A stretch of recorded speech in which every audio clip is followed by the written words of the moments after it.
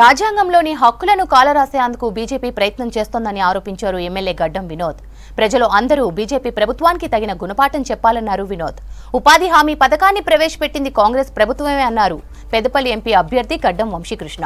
ఇంటింటికి ఉద్యోగం ఇస్తామని బీఆర్ఎస్ మోసం చేసిందన్నారు. నిరుపేదల కోసం ఆలోచించే ప్రభుత్వం ఒక్క కాంగ్రెసే అన్నారు వంశీ.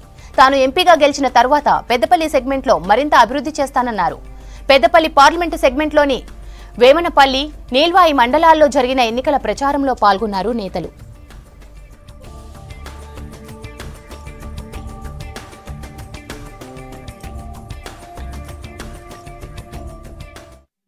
వేమనపల్లి మొన్న ఒక బ్రిడ్జ్ చేయించుకోనికే రోడ్ వేయనికే నేను సంతుపోయి 23 కోట్లతో ఇనాగ్రేట్ చేసినా లేదా చామన్పల్లి ఊర్లో.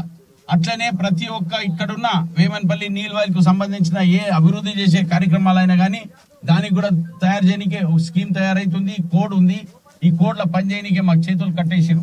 మేమేం చేసినా కూడా మా మీద కేసు బుక్ అవుతుంది. అందుకోసం చేయనికే మాకు 2 నెలలు ఆగాలి.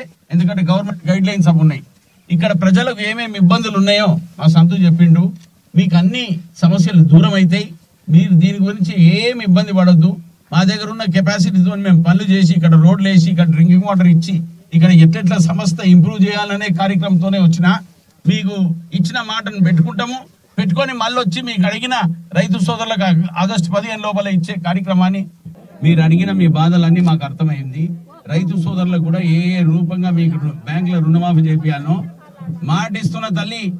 ఆగస్టు 15 లోపల ఎవరెవరు బ్యాంకులకే అప్పులు తీసుకున్నారో బ్యాంకుల జుమేదారుతో మాట్లాడి మీకు ఆ లోన్స్ గురించి వైపౌట్ చేసి మళ్ళీ వచ్చి మీరు మీటింగ్ పెట్టి నీళ్లు తాగిపోతా చాయ్ వద్దు, సరేనా? ఈ వచ్చే నెల 13వ తారీఖు ఎంపీ ఎలక్షన్స్ ఉన్నాయి. మీరందరు దయచేసి మా తమ్ముని కొడుకు వంశీ బాబా అన్నాడు, పుట్టిన హ్యాండ్సమ్. ఈయన మా తమ్ముని కొడుకు అమ్మ, నా జుమేదారి ఉన్నది. నన్ను వేమనపల్లికి వెళ్ళి మీరు ఇచ్చిన ఆశీర్వాదాన్ని అట్లనే మా తమ్ముని కొడుకు కూడా ఇచ్చి మీరు ఆశీర్వాదం ఇస్తారని పూర్తిగా విశ్వాసం ఉన్నది. మీకు మబ్బుల పెట్ట ఇచ్చిన మాటను నిలబెట్టుకుంటాం. ఈ అబ్బాయి గిట్ట గెలిస్తే నేను మెంబర్తో పాటు మా తమ్ముడితో సహా మన వేమనపల్లికి దీనికి 50 కోట్ల రూపాయలు తీసుకొచ్చే బాధ్యత నాకు. గ్యారెంటీగా చెప్తున్నా. మీరు పడ్డ బాధలు, మీరు కడుపులో పెట్టుకున్న బాధ అంతా ఇప్పుడు బయటకు తీస్తున్నారు. చాలా సంతోషం ఉంది. ఎందుకంటే గత 10 సంవత్సరాలు చేసిన దౌర్జన్యాలు మీరు గుర్తించాలి. 10 సంవత్సరాలు ఎవరుండేమా ఈడ ప్రభుత్వం? చెయ్యి ఉండేనా, కారు ఉండేనా?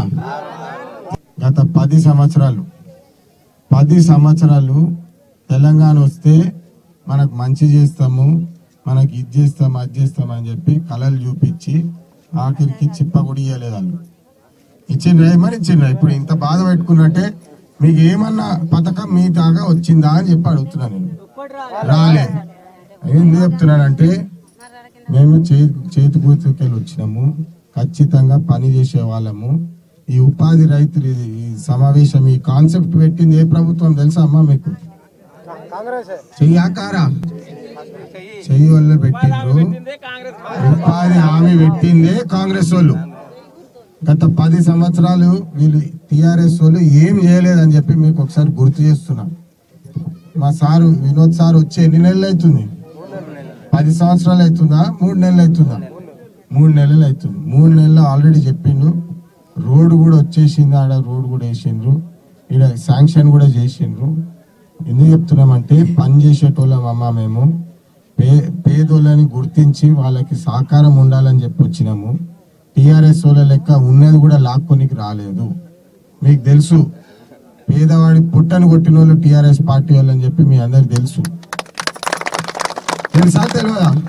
మళ్ళీ ఇంత పెద్ద కథ చెప్తా నేను. తెలియదంటే గుర్తు చేయాలి, నా బాధ్యత. ఖచ్చితంగా చేస్తాము. మొన్న రాహుల్ గాంధీ గారు తెలుసా? రాహుల్ గాంధీ గారు కూడా మొన్న వచ్చి చెప్పిండ్రు, మీకు ఈ రోజు డైలీ మీకు 270 రూపాయలు ఏదైతే వస్తుందో కాంగ్రెస్ ప్రభుత్వం మీరు ఆశీర్వదిస్తే నన్ను మీ ఇంట్లో ఒక చిన్న కొడుకు లెక్క చూడండి. చేతి గుర్తుకి నాకు ఆశీర్వాదం ఇస్తే ఖచ్చితంగా ఆ పథకం అమలయ్యేటట్టు నేను కృషి చేస్తా. మీ ఇంట్లో చిన్న కొడుకు లెక్క నన్ను భావించి నాకు ఆశీర్వాదం ఇవ్వండి. ఖచ్చితంగా నేను వినోద్ సార్ వెంట పోయి సెంటర్కి వెళ్ళి ఏమేమి రావాలనో మనకు తీసుకొచ్చే బాధ్యత నాది.